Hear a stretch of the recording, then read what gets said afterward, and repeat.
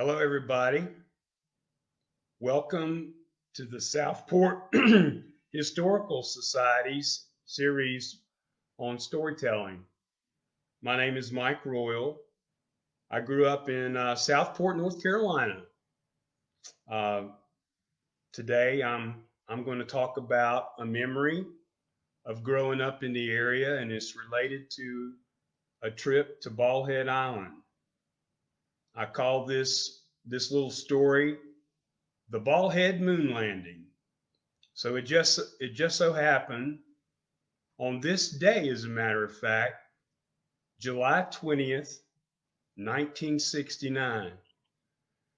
1969 is kind of hard to believe 10 years ago, but on that particular day, I had been invited as a guest to vacation with the Stiller family and take the trip over to the island. Uh, so Mr. Stiller was in charge. He piled us all into his boat. And in 1969, we still had a lot of wooden boats, which I love to this day. Nothing like the craftsmanship of an old wooden boat as compared to what I would consider the cold, sleek look of a fiberglass boat. Anyway, the Stiller family, Mr. Stiller, his son Bonner, Stephanie, his daughter Stephanie, his son Tim and Jeff, we all piled into what is known as a Simmons Seacraft. The Simmons Seacraft were very popular in the Carolinas, built in the Carolinas, very seaworthy boats, and very well respected. So we piled into this Simmons Seacraft and we headed over for a fun vacation camping on Bald Head Island. Now, you have to picture Bald Head Island in 1969. It's still undeveloped. It's unpopulated. It's unpopulated, and the housing over there was still left from when they had lightkeepers. So there was only 3 lightkeeper houses. So anyway, we headed over and we get a chance to stay in one of the lightkeeper houses. And it just so happened that this particular lightkeeper house is the same house that my grandfather, Captain Charlie Swan, grew up in as a boy. His father, my great grandfather, Charles Norton Swan, was a lighthouse keeper. So I had the chance to be with the Stiller family, staying in the same house that my grandfather and great grandfather had lived in when he served in the lighthouse service. So these houses, because of their age, were beginning to be a little run down. There's no electricity and no plumbing. So we used kerosene lighting at night, but every now and then, for a real treat, someone would go out back and fire up the gasoline generator so we could have real electricity. Now, so this type of electricity is kind of neat. So you can picture some of the older houses where they have the single bulb hanging from a wire down from the middle of the ceiling. That's what these were like. And so with the generator running, that light bulb would pulsate with every ebb and flow of the engine for the generator. It was a very unique experience and very fun. And I was 13 years old in 1969, at least in July of 69. So for a 13-year-old kid, camping out was technically, even though you're in a shelter, it was like camping out on Bald Head Island.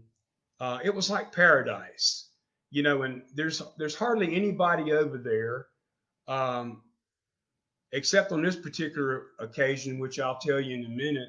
We had some very unique visitors to the island. But you do all the things that you can think about doing. You're swimming in the ocean, you're beach combing, you're playing in the dunes. We would travel around to East Beach. And when you got to the corner, the section of East where East Beach met, um, there was always a little lagoon there or a little bit of water left over, like what you would call a tidal pool. And we always had fun playing in that. And on many occasions, there were actually flounders swimming left it caught in this tidal pool.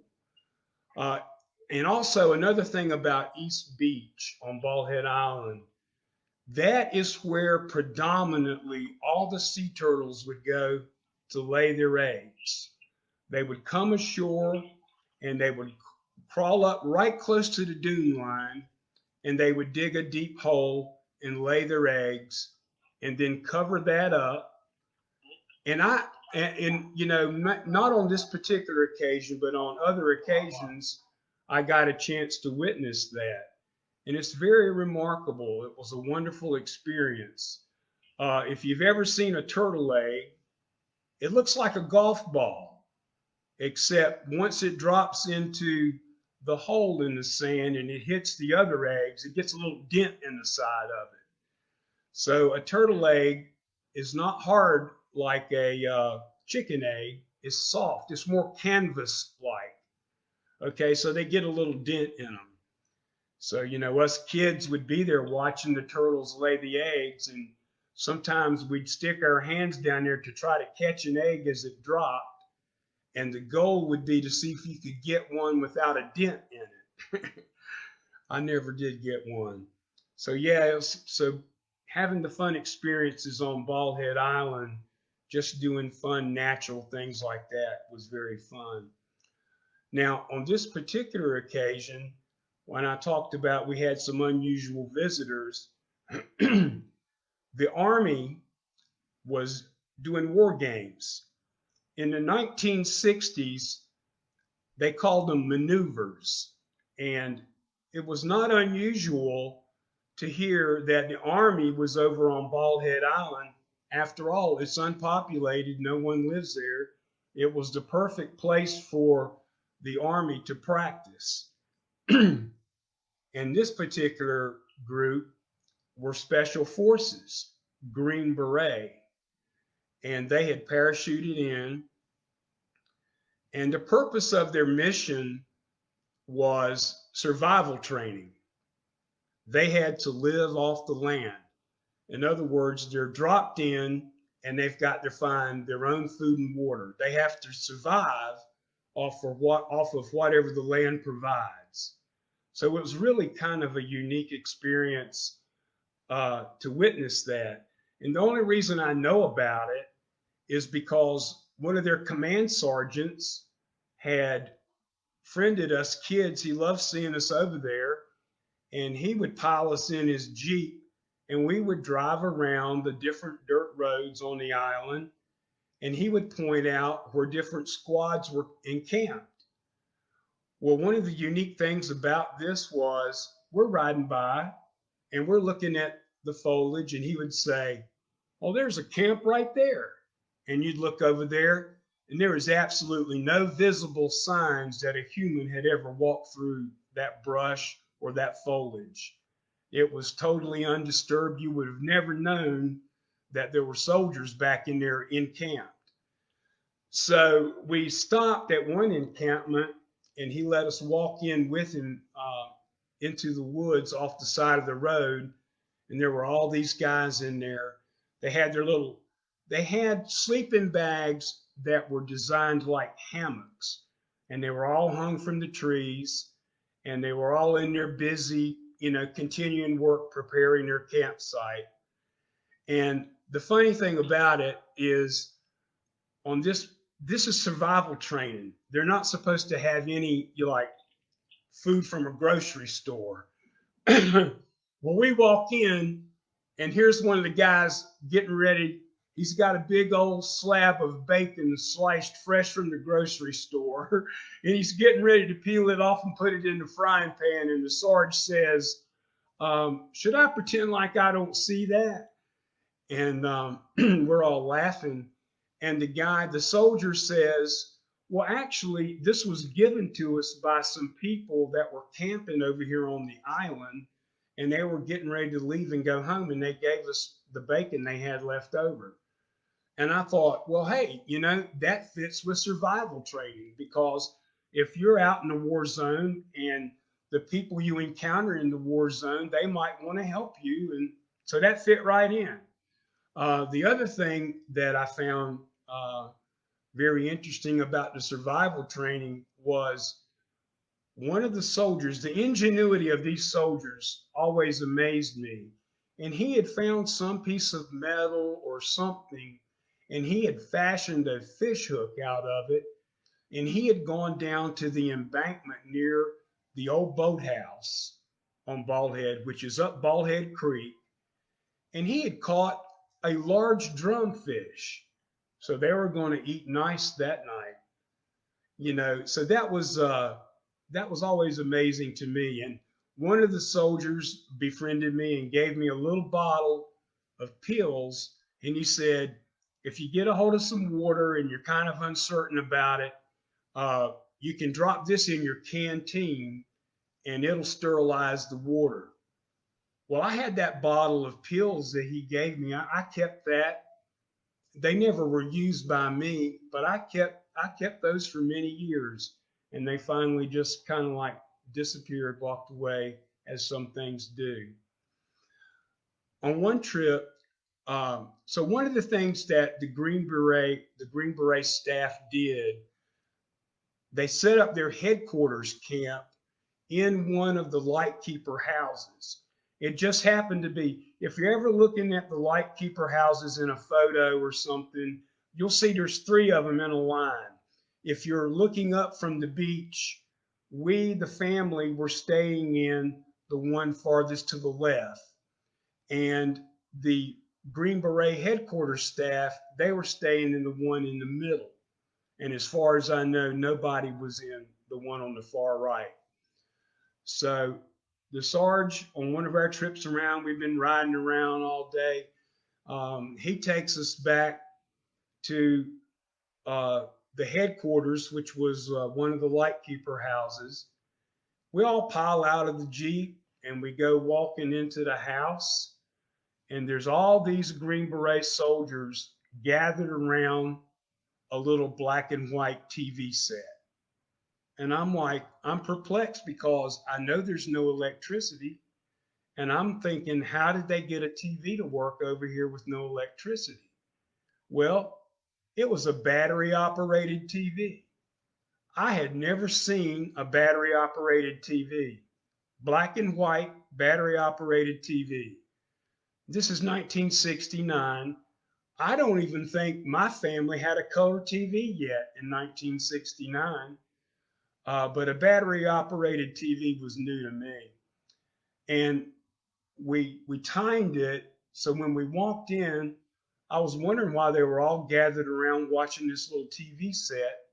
Well, it just so happens we joined them, and it was almost immediate. We joined them just in time to see Neil Armstrong step off the lunar module onto the moon's surface. And he said those famous words, that's one small step for man, one giant leap for mankind.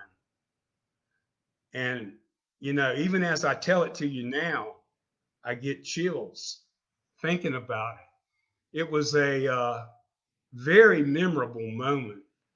I'll never forget it. He stepped off the lunar module and he said those words. And, I may not have known it at the time, but I know it now. He stepped off into what they called the Sea of Tranquility. And I was thinking, as I prepared to write this story, well, there he was up there stepping off into the Sea of Tranquility. And here I am. I'm over here in what I consider my tranquility, this little island with the Atlantic Ocean on one side and the Cape Fear River on the other. And surely that was my own tranquility. But I think what makes this so memorable on this day, July 20th, 1969, 51 years ago, is the contrast between the technology that took those men to the moon versus my own environment, the primitive, undeveloped, unpopulated island, watching them on a battery operated TV in a rundown lightkeeper house with no electricity and no plumbing, surrounded by my Green Beret heroes. It was just the contrast between the two made it so significant. So that's what I wanted to share with you. But the events later, when we got ready to leave to come home, we had to leave early. So when you're doing things like this and you grow up on the coast, you know to constantly be watching and monitoring the weather. So Mr. Stiller, Skippy, had been monitoring the weather the whole time we were over there. A storm was brewing and coming in, and he decided it was already getting dark, but he decided he wanted to cross the river when the seas were safe to get us kids across the river. So we decided to leave in an evening, which was a little earlier than our original plan. And we're crossing the river. It's raining very hard, but it's not rough seas. We're in a Simmons Seacraft, and we're crossing the river. And as we get out into the river, all of a sudden, we start glowing green, all of us kids. And there's this phenomena that happens with seawater where green phosphorescent will come up in the salt spray. You know, sometimes if you're ever at the beach and you can kick in the edge of the water in the ocean, you can see little green glimmers shimmer. That's what this is. It was green phosphorescent, and the boat spray was kicking it up, and it was coming in the boat. We're already wet from the rain, and we're covered in this little green phosphorescence. So all of us kids, from our little wet heads to our toes, were glowing green with phosphorescence. And I think that kind of put the exclamation mark on the trip and why it was so memorable. Um, and so it's one of those moments that even today, as a grown man, and I've had to have some serious medical treatments, those types of things where the doctors will say, okay, I want you to go to your happy place in your mind. That's where I go. Thank you.